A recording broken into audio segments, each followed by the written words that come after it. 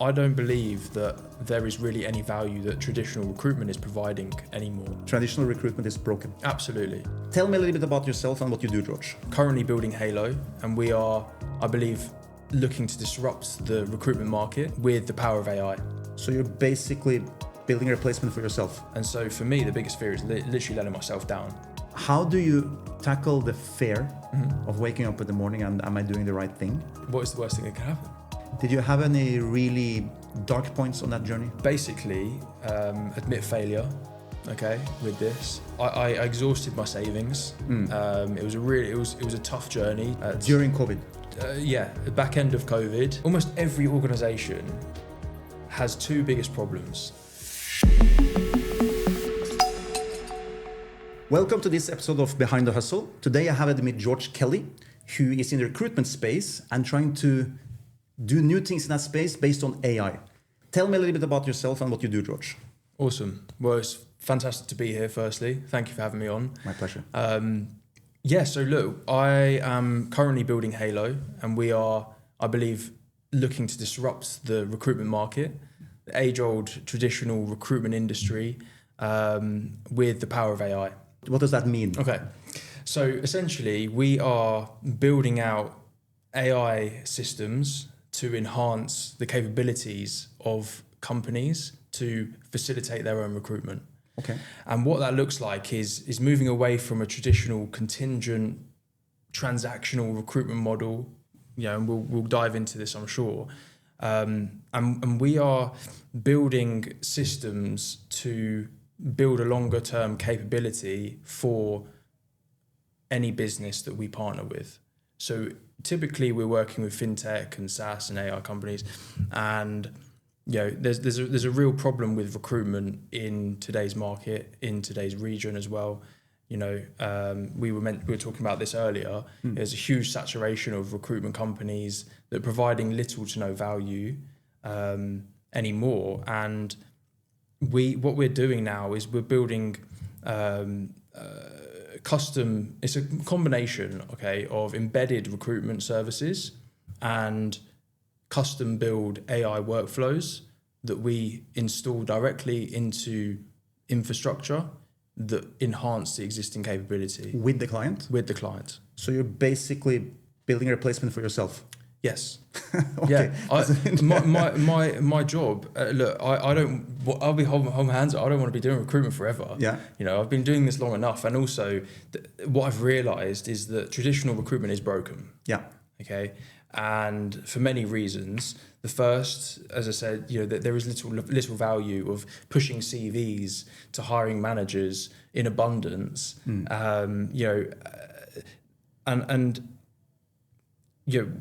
are seeing a big shift in recruitment, how recruitment is managed in today's market, whereby many companies are building their own internal recruitment teams, relying less on external agencies. So my mission is to almost make myself redundant. Yeah. We'll dive into this and how we're positioning Halo going forwards to be less of a services business and more of a SaaS product. Okay, very for the interesting. talent acquisition market. Let's roll back a little bit. Who is George? Where do you come from, and what brought you to where you are today? Yeah. What's your background story? Well, where do I start? I mean, so I was born and raised in the UK, grew up in Cambridgeshire, and had a very nice, middle class upbringing. I would say I wasn't, really bad off. It wasn't amazing, but definitely had wonderful parents and family around me, with many role models in my life and upbringing. And went to school, chose not to go to university because I was so hungry to start working. Yeah. And I had this dream of working in the city of London, and so I explored how I could get into London, and through a cousin of mine, he introduced me to some options essentially, and I went into started off my career in London in 2017, and I joined a boutique IT consulting firm. Okay. So we started off as traditional contingent recruitment, And then we were early adopters of statement of work, and that was really interesting. We transitioned into a consulting model, working with all kinds of companies, public sector and private sector. But in fact, before I get into that, if I look back at who I am and what sort of led me to this point now, I believe there's been a few pivotal moments in my life so far that have really kind of defined who I am. And there's one moment that really stands out to me and I've even got a printout in my kitchen of a particular quote, right? And I remember when I was 16 years old at school, my teacher at the end of our GCSEs, he gave us these personalized postcards. Okay. One side was a quote and the other side was a handwritten letter, and that letter was essentially wishing us luck for the future. But within that letter, the last sort of part, the comments was, you have a quiet confidence about you, and I know you're going to have a huge impact on many people in the future. And on the reverse side, the quote was, beware, for you are fearless and therefore powerful. Wow. And I still have that postcard to date somewhere in my cupboard, and I have it now reprinted in a frame in my kitchen. I look at every single day. And that for me is so powerful. And that was an epiphany moment for me when I was 16 that made me realize, hang on a minute, there's something deep within me that I believe I can use to impact others. And it stayed with me in whatever way, I'm not really sure, but that has been really powerful for me. Oh, interesting. Yeah. It sounds like an amazing teacher. Yeah, he was, yeah. Because most teachers are just happy the year is over and get out the door. Yeah. And they say good luck to you. Yeah. And that's it. Yeah, he was a really good teacher. Yeah. But that in particular just left an impact. So you wanted to get into London. Yes. But did you have an entrepreneurial spirit at that time, or just the mission was just go to London? Yeah. Do you know what? I think I have always had an entrepreneurial spirit within me. And where that came from, I'm not really sure. My parents weren't necessarily entrepreneurial themselves. My dad has been running a business, building business pretty much all my life. Yeah. My mum was a school teacher. But I remember like my earliest sort of memories of entrepreneurialism, if you like, was in primary school. This is a really strange story, but I remember being at the back of the playground, and I think I must have watched television or a documentary and learned that you can eat stinging nettles. Stinging nettles? Do you know what stinging nettle is? No, I don't. Okay, so it's a really strange story, okay. Right? But there's a purpose for it. Okay, so it's like a plant that if you touch it, it stings you. Okay.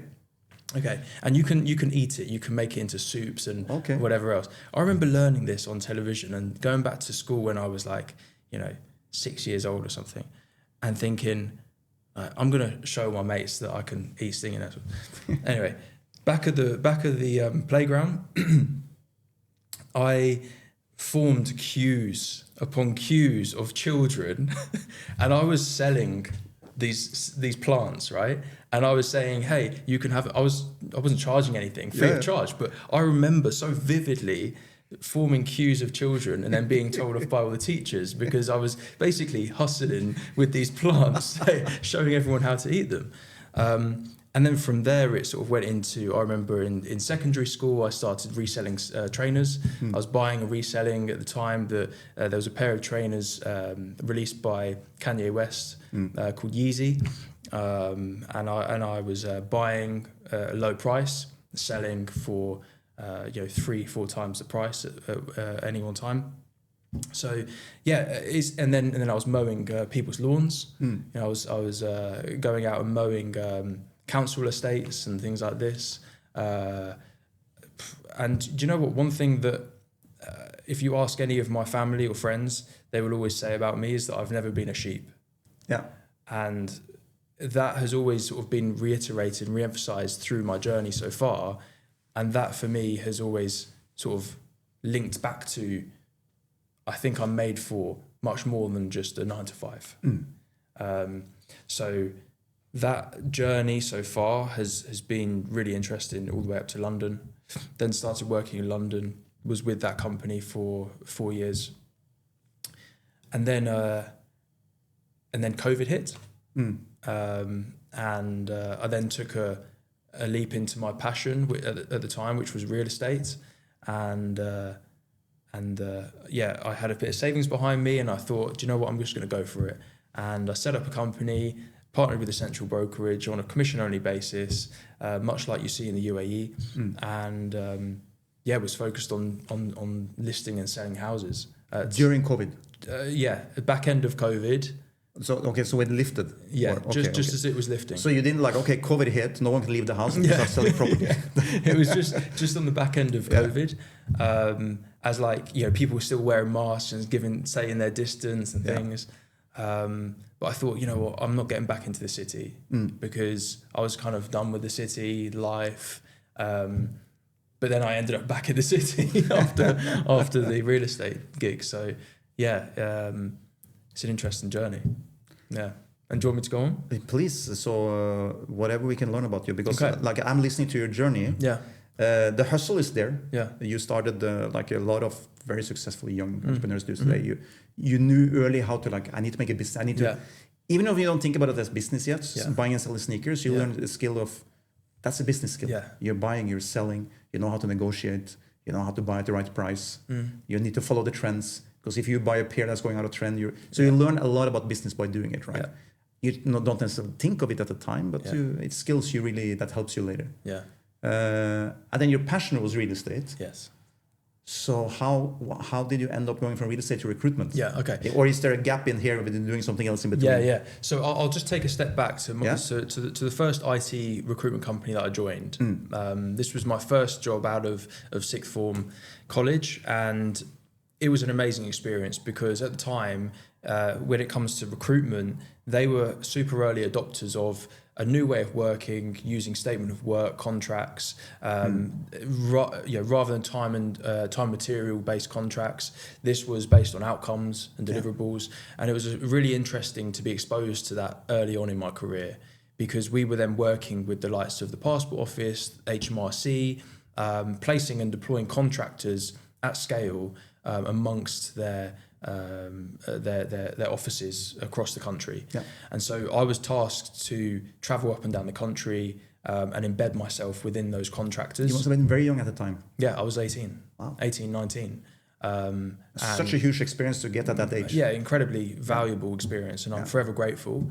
And it really did expose me to a lot early on. You know, and I remember travelling up to Manchester and Edinburgh and Birmingham from London on a weekly basis, and I would essentially have a contractor pass with HMRC, walk into their office in Shipley, and sit in amongst the delivery teams. They must have been like, who's this 18-year-old kid? Yeah, literally. And then I was taking them out for lunch, and it was a fantastic experience to sit amongst them whilst they're working, whilst they're building. You know, I remember we played a pivotal part in some of the COVID schemes during like Eat Out to Help Out schemes and things like that. And a lot of the teams that we deployed built these systems. And you know, it was great to sit amongst them and basically pick up intel. You know, that's what I used it for, right? We would pick up intel. Okay, so we've just placed this contractor, and we're now branching out into a new project. I've just overheard it. Call up the office. I've just heard this intel. I think we need to address it with the hiring manager. So then we would start to pick up these new requirements very quickly, and so that was like a good 4 years of my starting into recruitment after leaving school. And we were working then with private sector as well. So Royal Bank of Scotland launched a mobile first bank aimed at SMEs called Metal, and we were part of the build, and we built that bank in 9 months with our contractors. So it was really, really cool experience. And again, So this is a digital bank, but they built it mostly with contractors. Correct. So that's interesting, Yeah, because yeah. I built a digital bank Yeah. right here. Yeah, exactly. And we were like, the contractors I cannot have because Yeah. they won't do what I need them to do. Yeah. In my head. Yes. But it sounds like it worked out for them. Absolutely. Yeah. I think if we look at the UAE versus, I suppose, slightly more mature markets like the UK, Europe, and the US, contracting within the tech space, makes up a huge proportion of the workforce. Yeah. Opposed to here in the UAE where it's less so, for various reasons like visas and everything like that. But it's fascinating because we found that particularly within fintech, the same circle of contractors would be deployed in one bank. They deliver that project and then they basically lift and shift to the next bank, deliver that project, and so on and so on. Yeah. And that was really cool. Interesting. Yeah. And then after that point. So you were already touching recruitment at this stage of your journey. Correct. Okay. Yeah. And a large portion of our work was contract, freelancing. Yeah. And that was where I was assigned at the time to work very closely with the contractors and support in building out new departments, new revenue streams within the businesses that we were partnering with at the time. Okay. And then from there, that's when I went into real estate. And I shift. Yeah, big shift. And again, I just had that moment where I was like, I'm young, I'm hungry, I have nothing really to lose. I was living with my parents at the time, and I thought, let's just go for it. So you became a broker for someone? Yeah. I became a broker. I had to set up my own company and go through that experience, which was really cool. And I partnered with a central brokerage who were actually an American brokerage, and they expanded into London. Okay. And I partnered with them. Essentially, it's like a 50-50 split in any sales that you make. And it was an interesting journey because, look, I'll hold my hands up. I had no experience in real estate. I knew the process of sales, because for me, when you're selling, the process from recruitment to real estate to sneakers, whatever it is, the process is the same, the product's different. Right? And the paperwork. Correct. Yeah. Yeah, very much so. But it was a fascinating journey, and I had some incredible experiences, and that really taught me to back myself. It taught me to believe in my ability. I remember going out and door knocking for hours on end with handwritten letters, and basically, offering my services and saying, I see that your house is on the market. It's been on the market for too long. Why is it not selling? List it with me. And that was really, that was crazy time actually. I remember winning my first listing at £2.5 million. Didn't sell it, and then, but yeah. And then I remember obtaining a listing at £5 billion, which was like really super exclusive. The owner was the first broker at Lloyd's of London, female broker at Lloyd's of London. I remember these, it was just an awesome time. And then from there, I remember, being exposed to, I mentioned to you earlier, running full video production for a country club in Cambridge with the view that I would obtain business from them, right? I did this in good faith, out of my own pocket. I covered all the costs of this huge video production, which they're still using today. And this was in 2021, 22.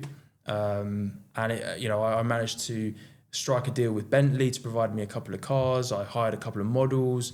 I convinced some high-end fashion brands to provide me with clothing for the models free of charge. And then we ran this shoot, and that was awesome. And with the view that I would obtain business. So I'm a big believer in speculate to accumulate. Yeah, that's what I believe, because a little bit of investment now, something may come back in 6 months, 12 months, 18 months. There's a lot of people actually teaching that today, right? Yeah. If you actually are willing to do something for free, and you don't ask, that will bring that credibility to you, and it's kind of self-branding, right? These people will come back to you. Exactly. And they will recommend you to others. Exactly. And the experience you gain, because very often people will, without experience, come and demand a big salary, because they're thinking about tomorrow's rent, right? But that's not a long-term vision. And it's a very good way to start an entrepreneurial journey, because you learn the skills, right? And off the back of that, the owner of the country club provided me with his 1-bedroom basement flat just off of Hyde Park in London as a listing. So fantastic, right? Yeah. And then look, I basically admit failure. Okay, with this, it was I exhausted my savings. It was a tough journey, despite some of the early successes. Didn't make any sales, and so I was like, I need to get back into employed work because I need to sustain myself. And recruitment was the natural answer. I had missed that office environment. Admittedly, when I started recruitment, it was that old school recruitment, and I was surrounded by some of the best in the market at the time. Billing huge numbers. So I was then introduced to a startup life sciences recruitment company, and they had fantastic backing from somebody who had built and exited recruitment companies before. Okay. So I believed, and it was a really exciting journey because we were at like 20 people. And the vision was so big within 4 years to scale to a few hundred people across multiple locations. And I was brought in to build that. So my responsibility was to recruit recruiters, which was, interesting. But what it did do, Peter, was expose me to what good recruiters look like. It gave me that very clear insight into who looks good and who works within this environment, who doesn't. And again, I was very fortunate to be part of launching their offices across Los Angeles and New York and Frankfurt, and then obviously building their HQ in London. And that was awesome. So I worked my way up there to head of internal recruitment. Had a team beneath me, and we were running like graduate assessment days on a weekly basis, consisting of 20 people, running like workshops and academies, through to then executive search, and as I say, building out other territories with heads of country and so on. And it was interesting because that within that position, it involved a slightly different approach to recruitment. Recruitment recruitment industry in itself is a very small market. Everyone knows everyone, right? Especially in London. And so, as soon as you headhunt one individual from one organization, everyone within that organization knows that, you're hiring. And when you're trying to keep it quite discreet, it's very difficult. So obtaining good talent at the time as well was really difficult because just post-COVID, everyone's billings had skyrocketed. COVID did some great things for us in the industry, but billings skyrocketed. So the good recruiters, or should I say, the great recruiters during COVID became good recruiters. And so finding the needle in the haystack at the time was pretty challenging. And then, what do you want to know? I mean, I then met my girlfriend at this company. I don't know if I should say this, but I hired her. And then literally like 2 weeks later, we became partners. So at the time of hiring, you didn't have any, that was just a hire. I mean, look, I saw that she was a good looking girl and I obviously, but this is actually hilarious. You know why? Yeah. That's how I met my wife. Really? Yeah. So I hired her. Yeah. But there was just for a job that we needed. Yeah. Several interview runs. And then I don't remember how many months later. So you start, because we work a lot. And then you start hanging out a lot because you work there all the time. And something developed from there. And 7 years later, here we are. Yeah, love it. It's great. And do you know what? I just remember literally every single day after work, we spent 2 hours together, just, literally just talking, not even, any alcohol involved or anything like that. And then look, I very early on, I said to Kaylee, I said, look, I've got this idea. I want to move to Dubai. And her answer was, no, this is too much for me. This is too much. It's uncomfortable. And I wasn't at the time prepared to leave her. Yeah. I wanted, if we were going to do it, we're going to do it together. So I was patient and I waited for like a good 6 months. It took some time to convince her, and then suddenly it was her idea, and she was like, "Yeah, let's do it." So then we both moved out in January 2023. Yeah. Well. Yeah. What spawned that idea for you? Where did Dubai. that come from? Dubai. Yeah. Okay, so I think when you've spent many years working in central London, jumping on the tube, seeing a lot of miserable faces, reading their newspaper on the tube, it becomes relatively exhausting. And I was spending a lot of time commuting back and forth from Cambridge, which was like 2 hours door to door. Did that for a good 4 or 5 years. I then moved into Fulham, southwest or southeast London. And even then, I was thinking of this amazing idea of living in London. Everyone painted it to be such an amazing thing. Yep. But quickly realised that it's far from that. And whilst there's some good patches, it just wasn't for me. And I was admittedly looking at my paycheck and I was earning good money. But then at the bottom of it, I saw this horrendous number leaving for the tax man. Yeah. And it was raining often. And so, like most people that come to the UAE, I saw an opportunity to build something much greater in lovely weather. And that's what drew me. And there is, I think when you came also, I don't know if you did that research, but you realize when you're here, you have this influx of people from all over the world. Absolutely. And we all come with the same idea and mission. Yeah. And we talked about this before this episode started, that so people are open to meet, open to discuss, open to explore, right?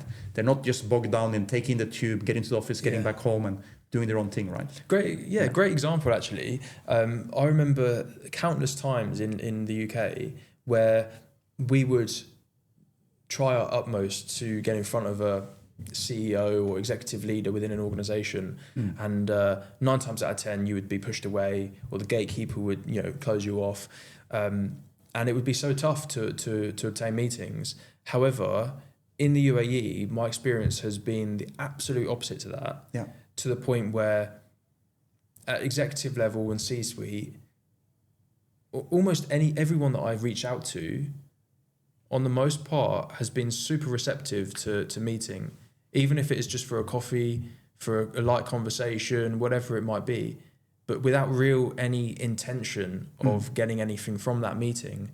That is why I took the first call with you. Yeah. Because I get a lot of recruitment calls. Of course. Recruiters. Yeah.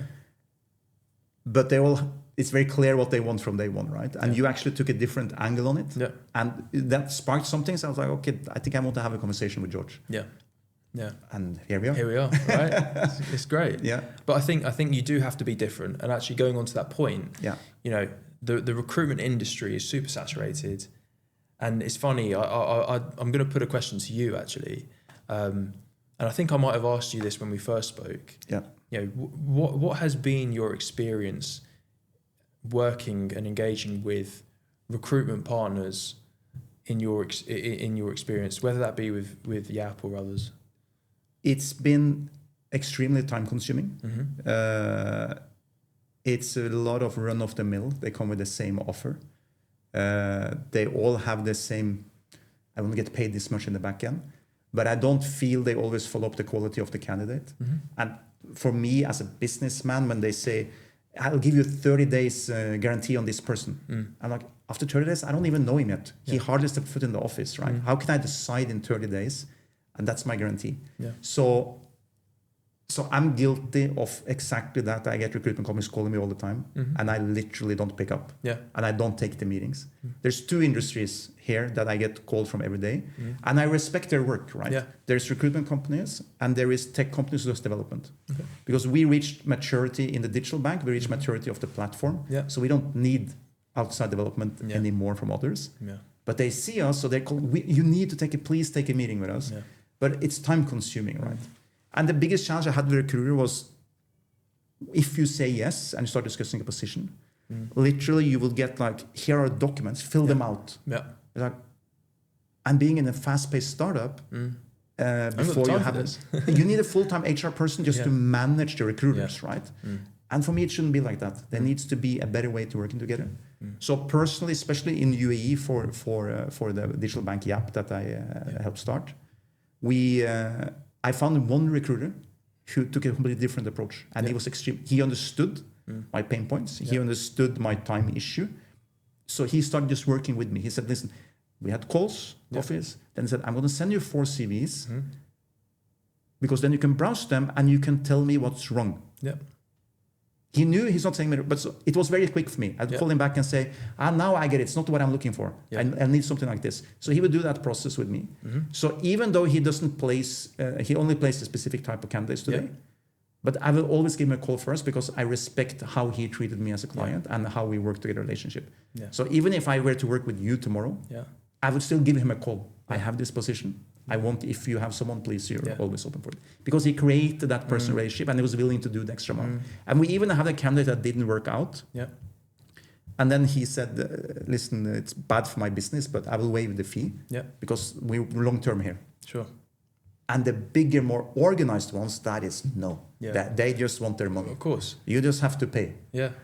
But a great example of actually, providing and actually providing a greater service, greater value, and also the power of relationships. Yeah. Because despite maybe one of his placements not working out, you've still got a strong relationship, and you will always go back to that because of the service and the level of service that he or she has provided. Yeah. And I think that this literally, we're at a tipping point in the industry where there are so many, there's a lot of real estate agents that are setting up recruitment firms out here.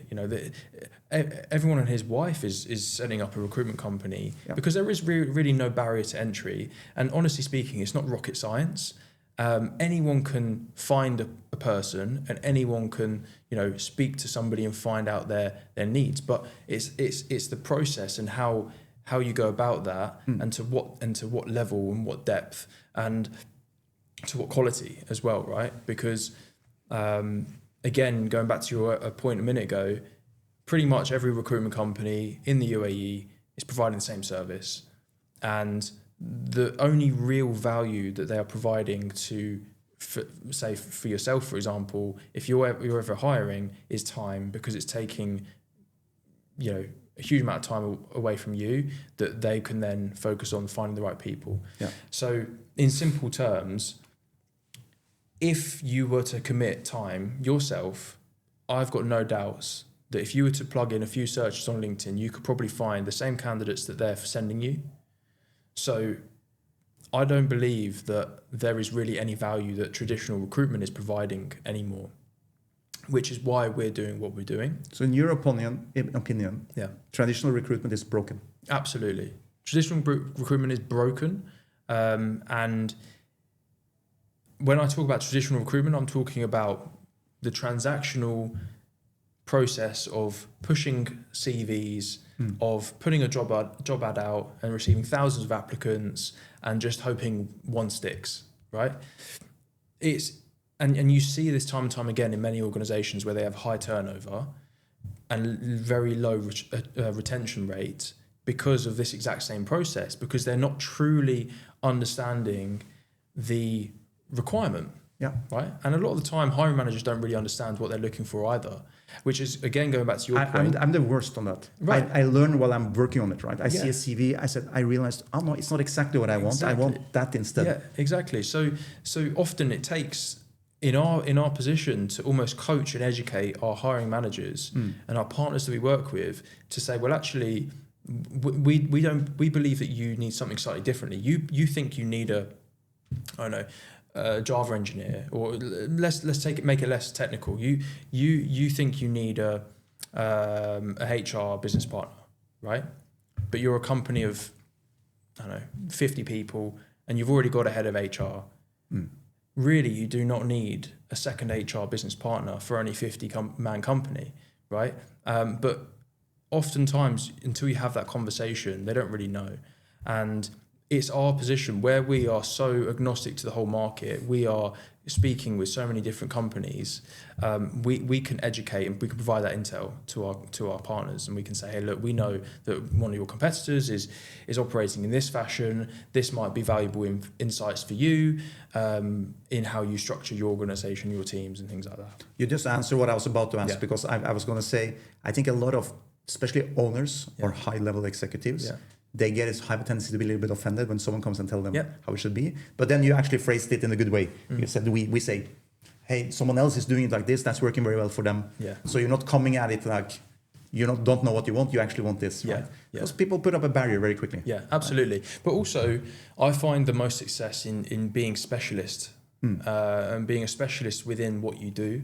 And that goes for every industry, by the way, not just recruitment. But you know, for us, we see that, I mean, the UAE market is very different to other markets I've operated in, but I believe that, you know, specializing within a particular industry, such as financial technology, SaaS, AI, which is what we cover, we know the players in this industry within this region, you know, and we have that information, and data is our currency, basically, because we not only do, you know, yes, we sell people, we sell services, technology, but having that data is where the value is really then unlocked for many of our partners. That's what they're accessing, that we have access to.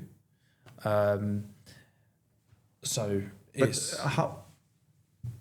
Two questions in one. So now you start your own company in this space. Okay. Yes. In a new country, technically, right? Yeah. How do you tackle the fear of waking up in the morning and am I doing the right thing? And what I'm guessing there must be, since you're trying to tackle the industry differently than what's done before, you must be facing some new challenges every day, right? Yeah. So can you give me a few examples of both the fear and the challenges? Yeah. Look, I have sleepless nights because this is my first venture, and you know I've gone into this venture with a business partner, and I need to make this a success for several reasons. And the fear for me is actually, you know, not doing myself justice, almost like not doing my younger self justice. That younger self that we discussed earlier, that had huge ambitions, that has always said he wants to be something and achieve certain goals. And for me to let that down is my biggest fear. Yeah. I've always said it's letting my parents down and all of that stuff. But really and truly, as now that I've actually moved away from my parents and moved away from my home country, that has actually, the reality has kicked in that, you know, whilst that is of importance, I'm building my own life now as well. And so for me, the biggest fear is literally letting myself down and knowing that I'm capable of something and not achieving it. It's such a good lesson, I think. Yeah. And I'm actually impressed that quite early in your journey you found that, because a lot of people have that fear for the parents. Yeah. Your parents will, unless you do something really crazy, they will love you no matter what, right? Yes. It doesn't matter how successful or not you turn out. But I am a firm believer in you don't need to compete with others. You should compete every day with yourself, right? Exactly. And then you know, if you didn't do it, in your head, you know. Yeah. And I have that, it creeps up all the time. Like if I'm tired, I take a few days relaxed, and then I get like that self-doubt. I'm like, I disappointed myself. I didn't do it. I could have done so much more. Yeah, and you know what? I feel so guilty taking a day off. Yeah. Or, you know, spending an afternoon with my girlfriend or whatever it is. I feel so guilty because I'm like, I've got a business that's operating right now. And, you know, it's a super lean team, you know, lean resources, and there's certain revenue milestones that I need to achieve by certain dates. And, you know, so that constant pressure is in your mind. I know that every founder faces these challenges, but I think now that I'm in that environment and in that position, I've got a newfound respect for individuals who build businesses at scale. Because it takes a huge amount of pressure, and it's balancing that is super tough, right? You know, and this goes on to another point around building this business, balancing, you know, business development, revenue generation, operations, people, marketing, you know, administration. The worst. Yeah, the worst, literally. It is really tough. Yeah. I'm in a super fortunate position where my business partner runs a much larger software and AI consulting firm. Okay. And with that, we have access to shared resources across administration. So he doesn't come from recruitment? No, he comes from IT consulting, managed services, a little bit of staff augmentation. Great. With offices across US, London, and India. But there's and nothing Dubai. better than having a business partner that you fulfill different things in Correct. the company, right? And this was exactly my line of thinking when I approached Kumar, my business partner. I saw what they were building. I saw, I had my vision, and I thought, hang on a minute, it makes complete sense. We complement each other, and what we're looking to build and achieve, to have now tech capability in house is super powerful. This is your first startup. Yes. How did you go about securing a business partner? Okay. Well, look. Because that's the first for you also, right? Absolutely. Yeah. It was an interesting journey, and I think it was a natural synergy at the time. So Kumar Vasani is my business partner. He runs MSBC Group, and MSBC Group has been running for 20 years.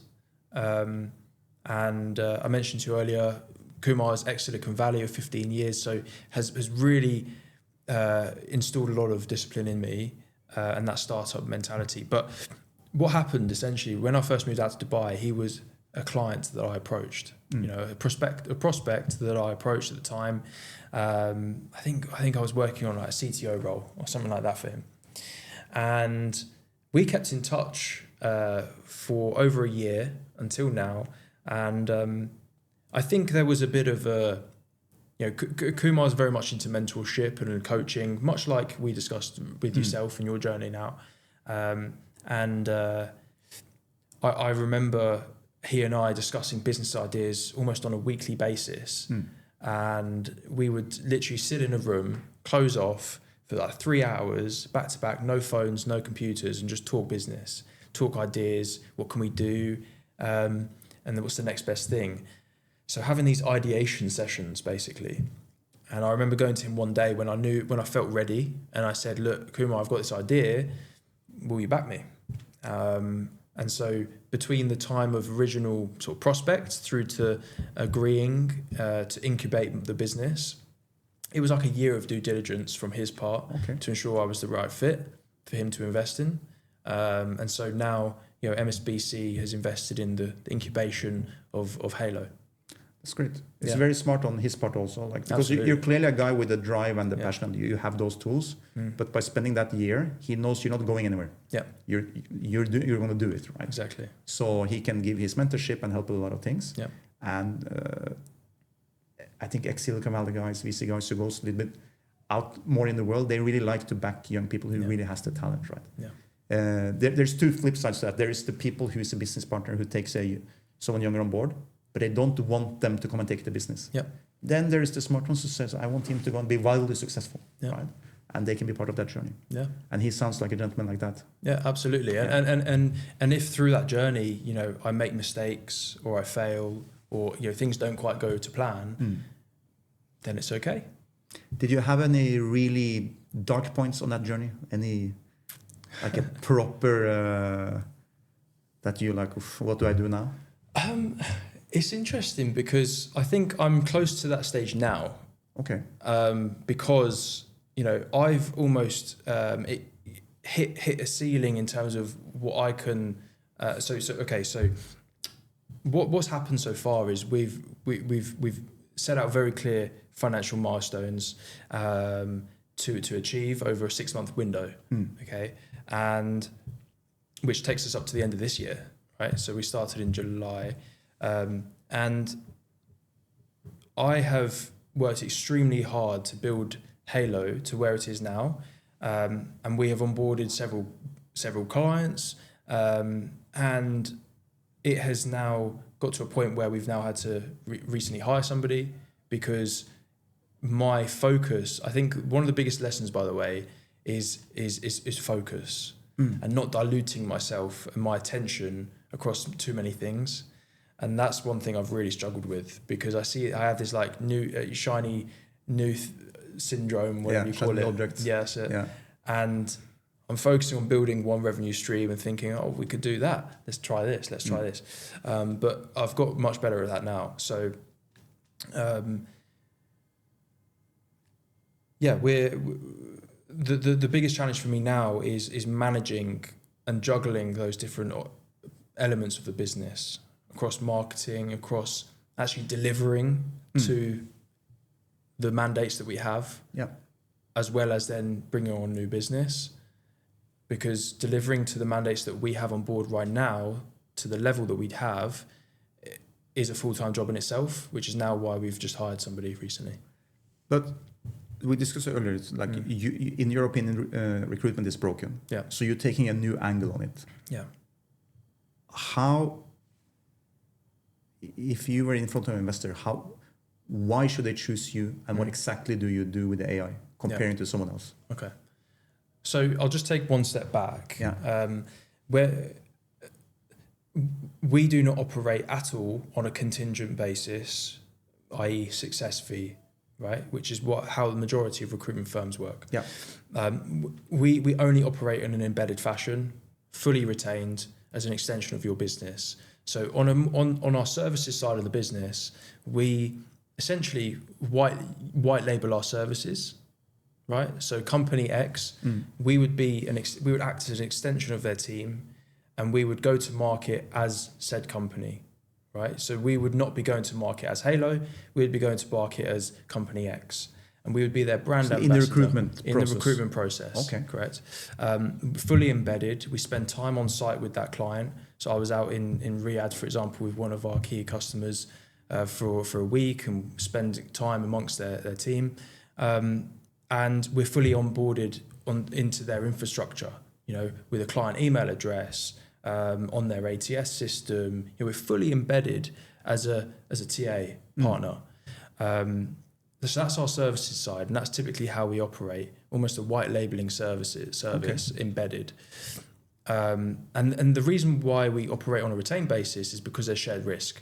And I believe a true partnership, there needs to be shared risk, because otherwise, you're doing a lot of work for potentially nothing, and there's no incentive for me.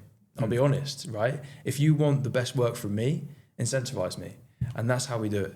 So it's worked super well so far, and customers are super happy. And now we are using this experience and our learnings to develop AI products. So you didn't start out with AI? No. You started on the embedding journey. Correct. So AI is coming on now. Yes. Okay. And really quickly, we learned within a 3-month window of starting the business that even our embedded services has an expiration date. So what we're doing now is we're thinking 5 years ahead and thinking, right, where is this industry going to be, and how do we build our business to be future-proof? And we believe that, yes, traditional recruitment is broken. We've moved away from contingent recruitment. And what we're doing now is building out AI systems specific to internal hiring teams to enhance their capability, from initial engagement, sourcing, screening, onboarding, you name it. And the way that we typically operate is much like a software company. We will conduct an audit of your existing hiring process. Where are those gaps? Where are those inefficiencies? We will then produce a blueprint to say, hey, look, this is where we think we could provide immediate value utilizing AI. And then these are the solutions, and then let's go ahead and implement. And it can be a combination of off-the-shelf tooling anyone can access, as well as custom dev. And we're addressing some key issues that are being faced by most organizations. And this is the beauty, by the way. This is why I get so passionate about what I do, because almost every organization has two biggest problems. There's technology and people, right? Yeah. And people often trumps technology because of all of the HR and human problems and everything like that. So that's why I love the industry we're in, firstly. And now we want to enhance the capability of organizations to hire for themselves by plugging in and installing hiring engines custom to their business and their needs that runs 24/7, no sick days. Yeah, sounds very interesting. Sourcing the It sounds like sourcing high quality as talent. someone who has to deal with a lot of hiring, that's a conversation I would be willing to have. Sure, and it goes much further than this, right? And this is literally the tip of the iceberg. So, one prime example, we recently engaged with a unicorn fintech in the region, and they have a huge issue with high volume inbound applications. Yeah. We mentioned earlier, as soon as you put a job post out in the UAE, thousands of applicants, most of them are delivery drivers, right? So how do you filter through the noise? All respect to delivery drivers. Absolutely. They are on the bikes in danger every day, and they do a tremendous job, and they keep the country running. Absolutely. So, yes. Absolutely right. But how do you filter through that noise? Yeah. And, oftentimes good candidates get lost in that process. So we discussed, okay, how do we implement an inbound application scoring system that automatically, whenever a new candidate enters the ATS and enters that workflow, we are pulling data from the requirement and providing a ranking system based on that candidate, but going a much deeper level than simple keyword matching. Our AI can learn based off of, for example, candidate X has worked within a 500-person company. They've applied to a company that is 10 people. Are they going to be the right fit? Have they worked in the right type of environment? It can pick up signals like this. So we then take past historic placement data, so who has previously been hired in a similar position, and we are then looking at lookalike ranking. So we're then taking a much deeper data-driven approach to hiring, which is producing accurate, accurate hiring for the business. And then from there, we can take it even a step further and involve voice AI to conduct screening, to collect mandatory data of every applicant.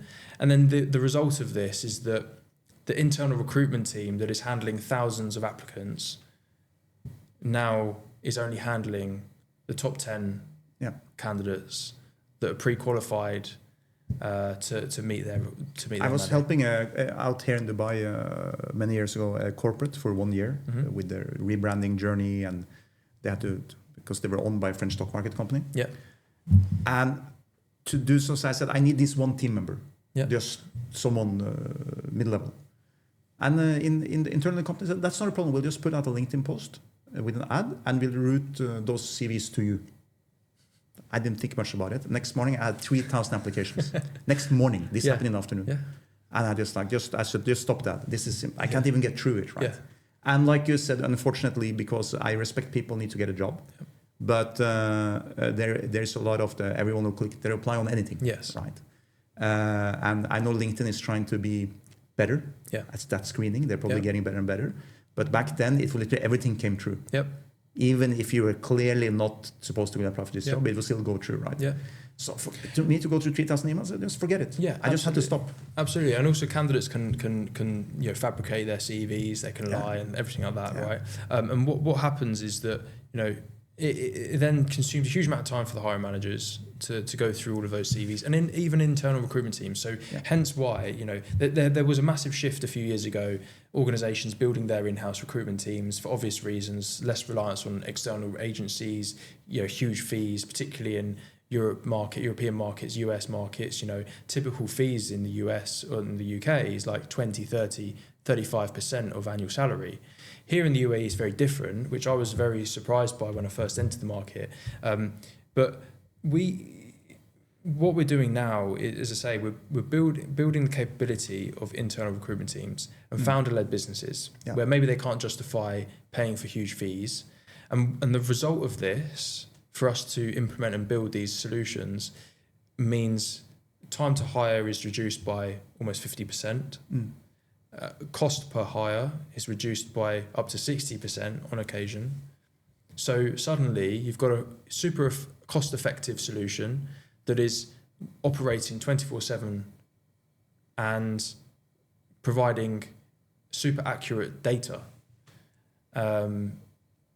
And then there's always going to be a human element, I believe. Yeah. There will always be a human element. So you're in there to disrupt the recruitment industry and the full business model, basically. Correct. Yeah. And I was going to ask something earlier about the AI. Yeah.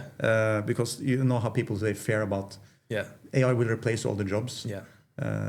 I like the old example where they talk about when the car came around. Yeah. Horse industry was so big, over 2 years it was gone. Yeah. But everyone got new jobs doing something else, right? And you're actually describing, you're using AI to replace yourself, but you made a new job for yourself by doing it, right? Absolutely. There's this whole like fear mongering of AI is going to take your job, but no, it's not. Your job evolves. Yeah. You know, and it doesn't. So, for example, recruiters, right? We could easily replace recruiters at a low level with AI, and what their role then looks like is operating the AI.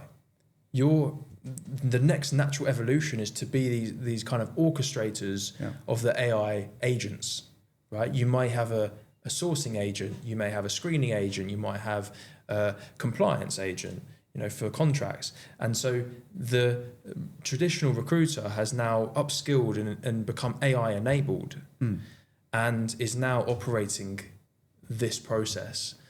And we're actually in the middle of exploring digital employees and how we utilize. So our MSBC group is an NVIDIA partner. So we have access to some wicked technology. So we're looking at how we actually take this to the absolute next level and develop something that, you know, it is going to disrupt the market. Investors are going to be really excited by it. Slight blue thinking, but the reality is that this technology is moving at such a pace that whatever we build now is going to be outdated in 6 months. Yeah. So we are constantly iterating, constantly ideating, and this is the route that we're taking. But you actually, it turns out you found yourself the perfect business partner. Absolutely. He's a software house and he has an AI arm in that house. Correct. So they're ready. Correct. This is a journey that is, if you didn't have a tech partner, that would be a much harder journey for you. Absolutely. Because you also are not a tech background yourself, right? No, I understand. Of course, I've hired tech, right? But no, I saw this as the perfect synergy, and this was exactly my route to thinking when I initially went to, in partnership with MSBC, because, and this is an advantage for a lot of our partners as well, by the way. You know, we're even in the middle of doing this exact process. You know, we provide our embedded services simultaneously to running AI audits to understand where we can actually implement AI, so that by the end of our engagement, we have made ourselves redundant. Now I want to ask you something about your business model, right? Yeah. Because when you sign someone in you do this partnership instead of just being my recruitment agency. Yeah, sure. You want to put me on so I have you on a retainer for the software. Call it a software subscription fee or whatever, right? How is that structured to handle this bad economy, the company size? We're not going to hire for 12 months. Yeah.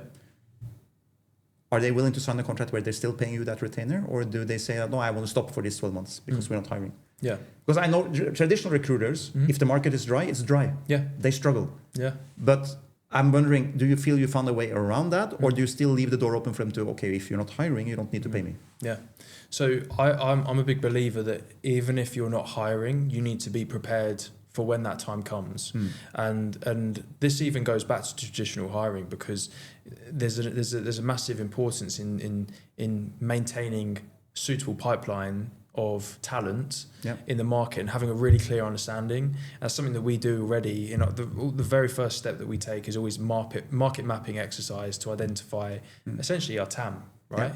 And who's out there that we can address, that we can poach, that we can headhunt, and win for our clients. So to answer your question, you know, we see that many of our partner companies want to keep the lights on. Yeah. And the great thing about what we're implementing is that we can flex up and down. Okay. And you can't do that with traditional recruitment. You know, the fee is fixed. Whereas with us, our eventual business model is based on compute. Yeah. Right? So our clients will flex up and down depending on how much compute they are paying for. Okay. And so it means that should they be hiring for... So you're like the Amazon Web Services of recruitment. Yeah. Because this is exactly how we built our platform for the bank, right? Yeah. If I have a lot of transactions that day, Yeah. I pay a lot. Yeah. If it's quiet next day, I don't pay a lot at all. Exactly. Yeah. Exactly. And it provides a lot of flexibility to our partner. But in answer to your question around, you know, actually how we approach relationships, you know, we've moved away from this whole like agency, we're a separate third party entity, you know, we're a supplier. You know, no longer are they the days that we used to see, you know, 10 years ago. Now it's all about partnerships and becoming one. You know, we're in this together. We both succeed. You fail, I fail. You know, that's the whole premise behind how we operate as a partner. Is there a certain targets audience that is easier for that? Because I'm guessing big corporates with a lot of hiring, which would be a perfect use case for you, but they're very hard to get into, right? But faster moving startups and so on, for them, this can be a lifesaver. Yeah.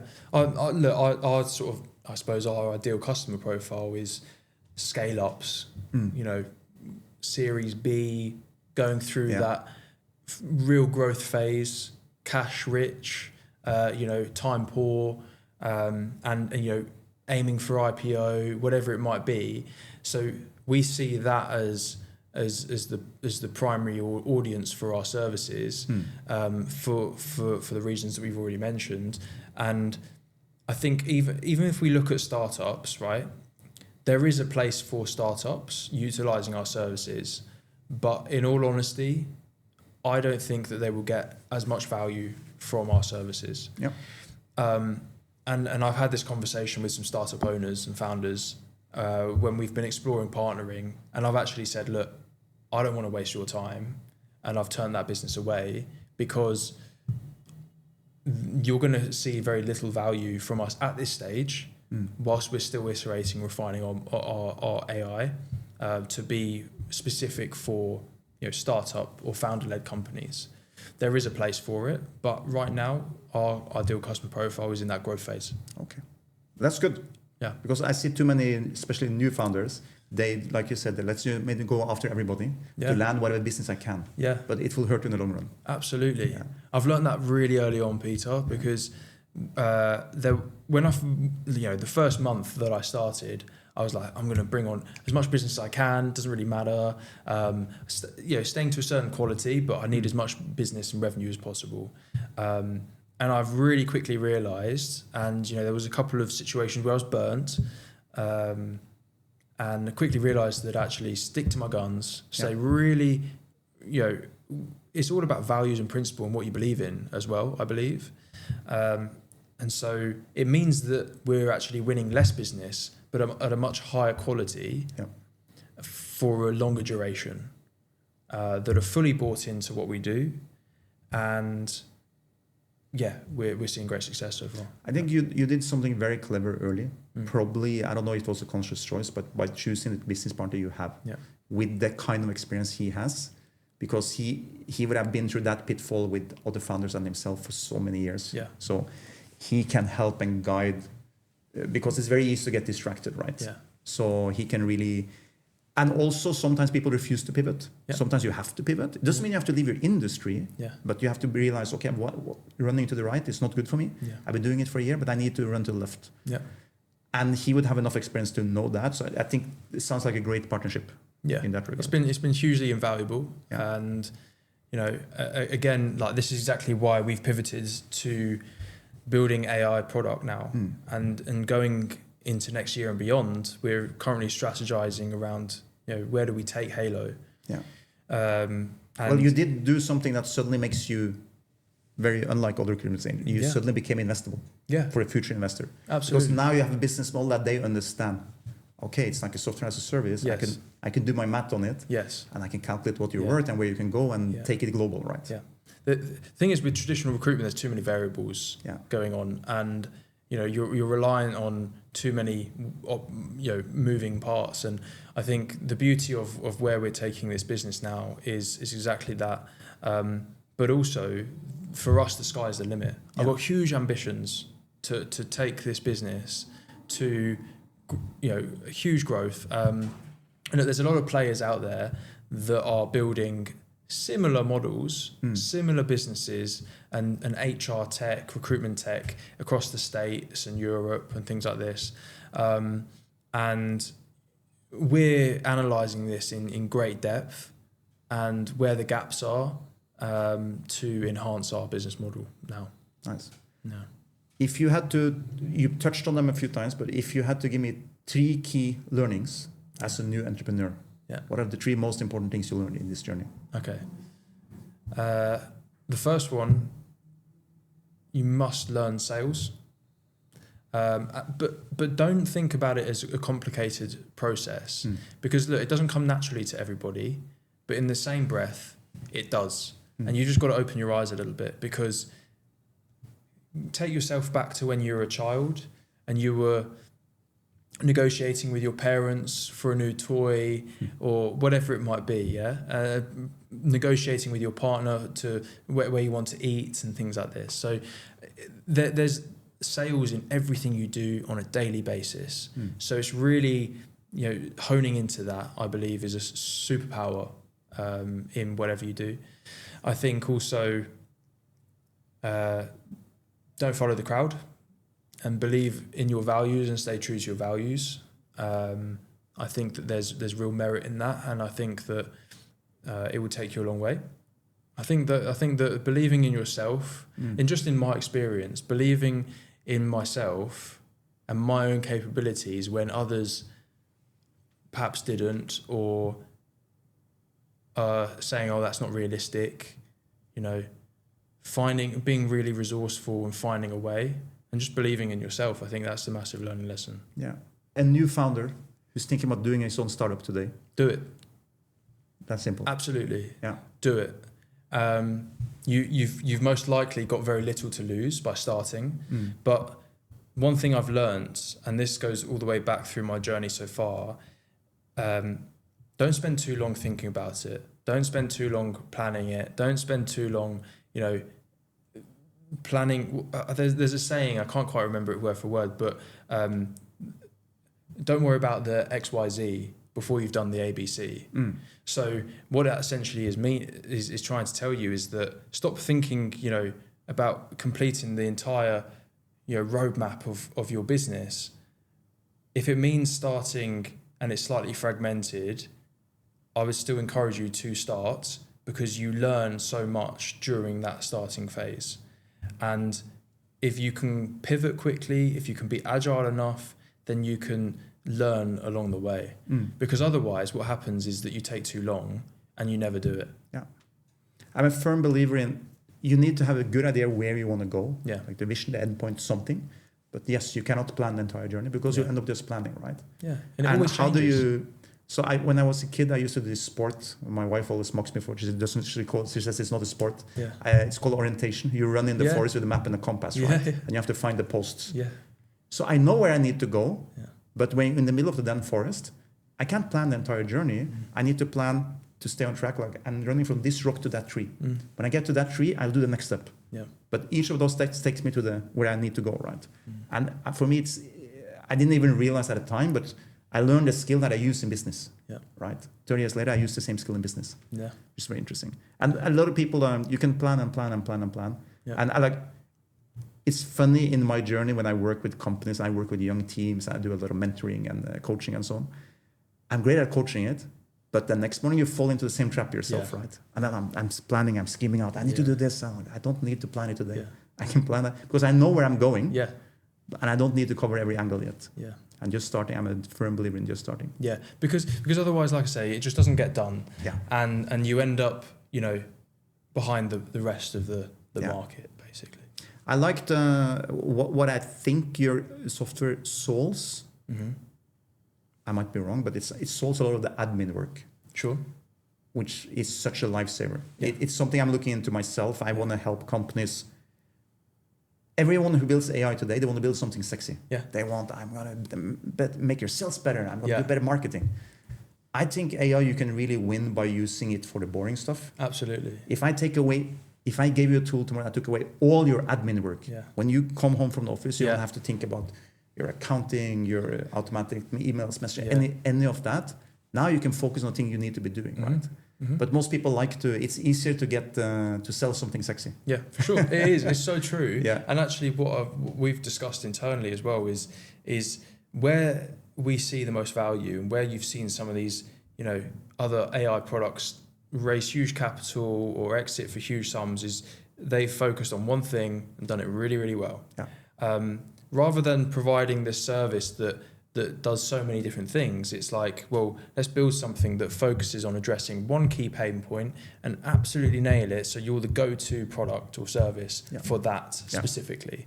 And again, goes back to specialization. When you're working with a recruiter, you want to be working with somebody who specializes within a particular skill set or discipline opposed to a generalist that is, knows a little bit about everything. But You just described my career. I'm that guy. yeah. Well, do you know what? It obviously served you well.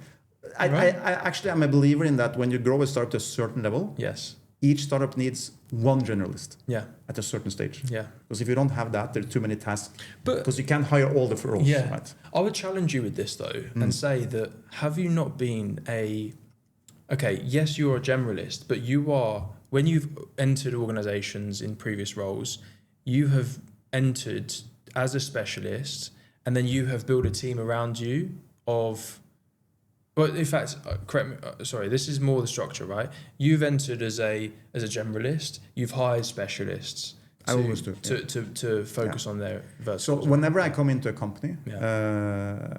there's typically 3 stages to it. Yeah. Either it's all the way in the beginning. Yeah. For me, it's very clear what I need to do. From day one, I do everything. Yeah. But my job is to hire 10 brilliant people Yeah. to make myself completely redundant, right? That's Yeah. my job. When I've done that, I You move succeeded. on. But I've done my job. Yeah. And then all of them are much better at each task than I am, right? Yeah. But I could get you from A to B. Yeah. Because you can't, monetary-wise, you can't hire them all day one. Yeah. And you'll get it wrong and you'll spend too much money, right? Secondly, is I come into companies maybe in the middle when they're in a bit of trouble. Okay. And like we are losing our way, investors are angry, we're not getting where we need to go, right? Yeah. And it's a lot of the same. Unfortunately, in a lot of those companies that I would go in and I would quite quickly figure out a lot of their problems was hiring. They would have bloated teams. They would have a lot of people not really doing critical work. Yeah. And every time I've done that exercise, and you have to go in and unfortunately let people go, Yeah. but you need to know why, right? Yeah. So I need to. So I never do it on day one. I come in, I study the company, I work with them, You assess, and then I yeah. realize what are you actually building and what's your Yeah. vision and who do you need. And every time we've done that change, maybe you go from 50 people to 12, which sounds now you can't work. It's always an uptake in production after, because it forces people to work on what they're supposed to work on. Yeah. They can't just muck around. Yeah. Because CEOs, managers loves having, I don't have a task for you, but do work on a presentation. I'll do this. Come up, almost like they love having people working for them, right? And it's a complete waste of time. And you can't afford that until you hit that stage and size of a company that, we have 5,000 employees. There's always 500 on sick leave and 500. Okay, now you can kind of manage. It's still not good business, but you can survive it. Yeah. But in a small company, you cannot. Yeah. So, and I had an interesting one founder I worked with in another country. He, brilliant tech guy. Literally, he can crack your code and make it better in one evening with a case of beer. Yeah. Right? Always like crazy. And he was building a very scalable tech in his field. And then we left for a while. Then I was sent back, and his team had bloated massively, right? And I came in, I studied, and I'm like, what happened? Why do you have 50 people and I think you need 12? Yeah. And I had to let all of them go, right? It was a big fight around it. Yeah. And his answer to me was, yeah, but he liked having people, Okay. right? So he was like, yeah, but if I have 8,000 employees tomorrow I think my investors are happy. Yeah. I'm like, no, your investors invested in you because you have a scalable technology. Yeah. That's what they want from you, not that part, right?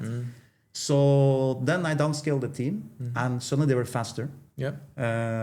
But then some founders are like that. Then when we finally left the company, I heard 2 years later, it was exactly back to how it was. Right. Okay. Some people are just a bit stubborn. Yeah. They refuse to. Yeah. And it's crazy because such a talented guy. Yeah.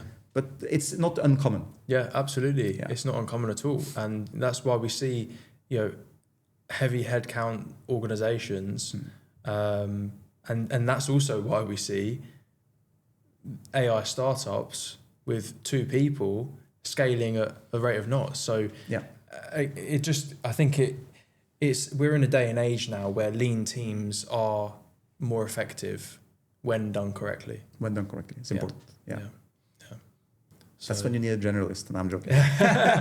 but you have got a point there, and it's funny you say that because it's just reminded me of a conversation I had with somebody else who's in a very similar position to you, whereby they've always said that they are a generalist and they're happy and open with that because what they're very good at doing is identifying the specialists within the key verticals, and they operate. And again, going back to similar to how recruitment is evolving, you are essentially the orchestrator, right? And you operate and the specialists within their siloed functions. Or as the nickname I was given in a few companies I was in, they didn't say orchestrator, they called me the puppet master. There you go. Which is not always positive, but the smart ones knew what I was doing. Yeah. You move the puppets where you want them, right? Yeah. So Nice. interesting.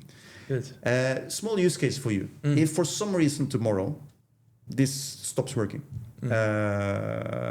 and your better half says, listen, I don't know if I want to stay in Dubai, if the business didn't work, what do we do? And literally she gives you a window. You have 30 days to figure out if you're going to start a new business. What would be your action steps for those 30 days? Like tomorrow morning, this business just closed down for whatever reason. You have to start something new. Yeah. What's the steps you would take for 30 days? So it's interesting because one thing that I regularly maintain is what I call an MVP list. I love numbers, I love data, and I have an MVP list of key contacts that I've built. It's like my black book, okay? That I've built throughout my career with name, contact details, location, etc., and industry and expertise and what they could potentially help me with. And I always keep this updated. So I know, for example, when I add you, Peter, onto the list, I'm going to have a column that says generalist can help me with anything. So for me, like that'd be my first point of call, right? I would look at this sheet and I would think, right, who do I know that can help me? And what I've really quickly realized in business is find people better than you, find people that have done it before and learn from them. And when it comes to speed, if it's time critical, I will find somebody that has that skill set. And if it means that I have to find investment, I believe I'm quite a resourceful guy, and I'll find the cash in order to obtain that skill set in order to do that thing I need. So I would look at that list and I would identify, right, who can help me in Dubai, right? I would have an ideation session with myself and I would brainstorm and think, right, what are my skill sets? What am I good at? And what can I quickly monetize within me? And I would then connect those dots and I would simply reach out to guys like you and to that list that I've identified. And I would say, right, I'm meeting you for a coffee and we're having a brainstorm. Nothing to come of it, but we're having a brainstorm. And off the back of those conversations, and I've already seen this in my experience already, one conversation can lead to something incredible. Yeah. Okay. And I've experienced this with Kumar, my business partner, right? So I believe that would be the first place I'll start.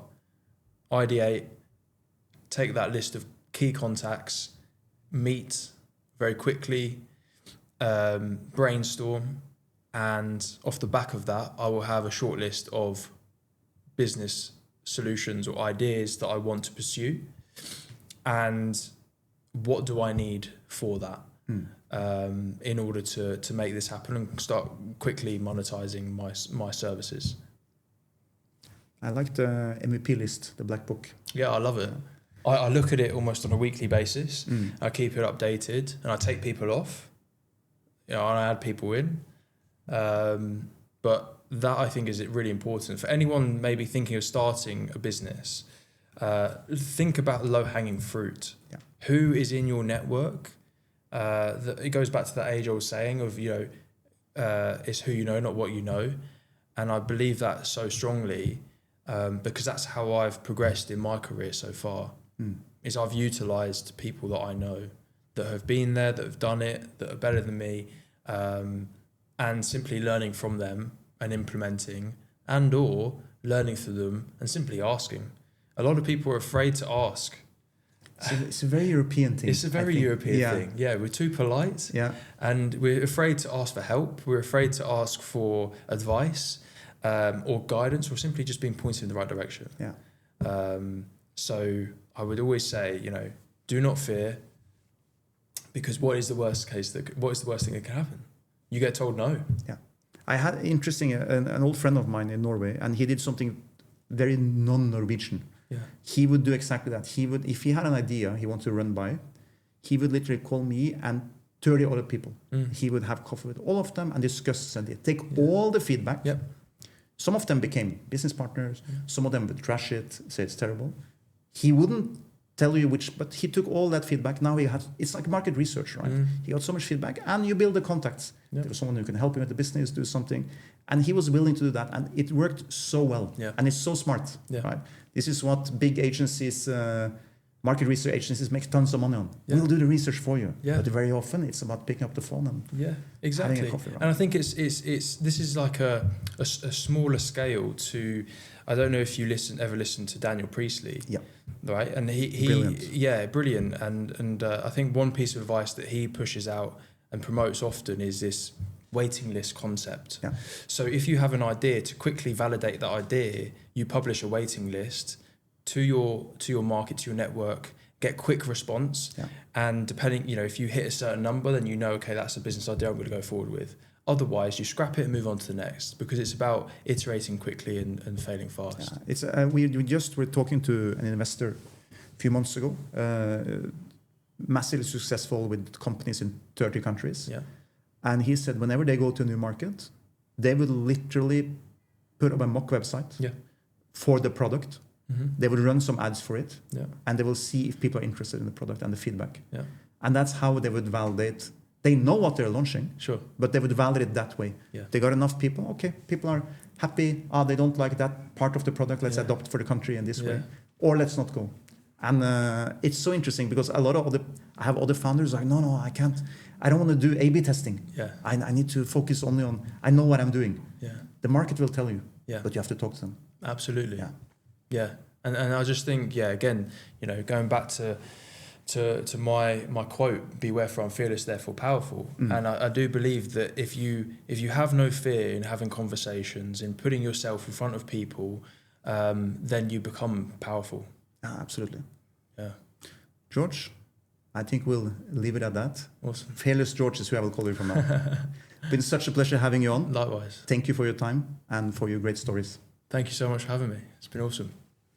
Thank you. If you like this content and you want to hear more real founder stories, we drop new episodes weekly. Make sure you don't miss that and click subscribe.